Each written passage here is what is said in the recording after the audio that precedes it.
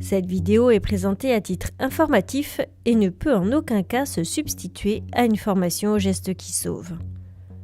En cas d'attaque terroriste, mettez-vous à l'abri avant d'appeler les secours.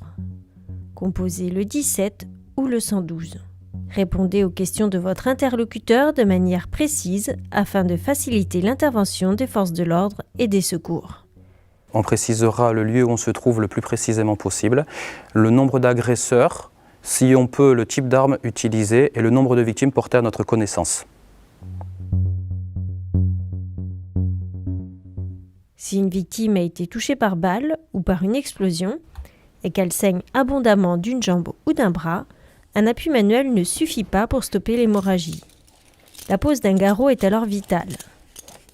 Un garrot peut être posé pour plusieurs raisons. Si vous devez vous éloigner de la victime pour vous mettre à l'abri dans un lieu plus sûr, si vous devez aller chercher un téléphone pour contacter les secours, ou enfin pour pouvoir porter assistance à d'autres victimes. Pour réaliser un garrot, il faut utiliser un lien large non élastique d'environ 1,50 m de long. Ici, on pourrait improviser un garrot avec la ceinture de la victime, par exemple.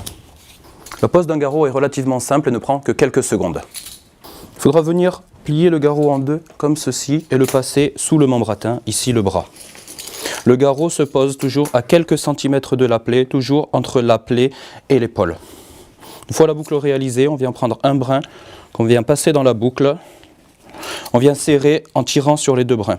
C'est suffisamment serré lorsque le saignement est arrêté. Pour maintenir le serrage de façon permanente, on réalise un nœud.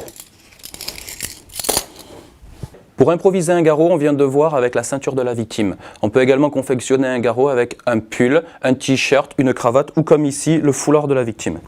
La technique de pose reste la même. Particularité ici, on se situe au niveau de la jambe. Donc le garrot se posera à quelques centimètres de la plaie, entre la plaie et le haut de la cuisse.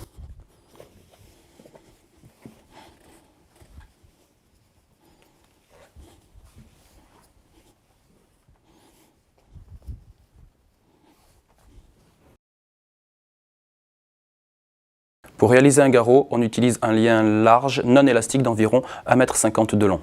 La pose d'un garrot sur un bras se fait toujours entre le coude et l'épaule à quelques centimètres de la plaie et sur une jambe entre le genou et le haut de la cuisse toujours à quelques centimètres de la plaie. Le garrot se pose toujours sur une victime allongée. On ne recouvrira jamais le garrot pour que la première équipe de secours arrivée sur les lieux puisse se rendre compte qu'un garrot a été posé sur cette victime. Le garrot, une fois posé, ne se desserrera jamais. Si l'on peut, on notera l'heure de pose du garrot sur le bras par exemple ou sur la jambe. Pour apprendre les gestes qui sauvent, de nombreux organismes proposent des formations.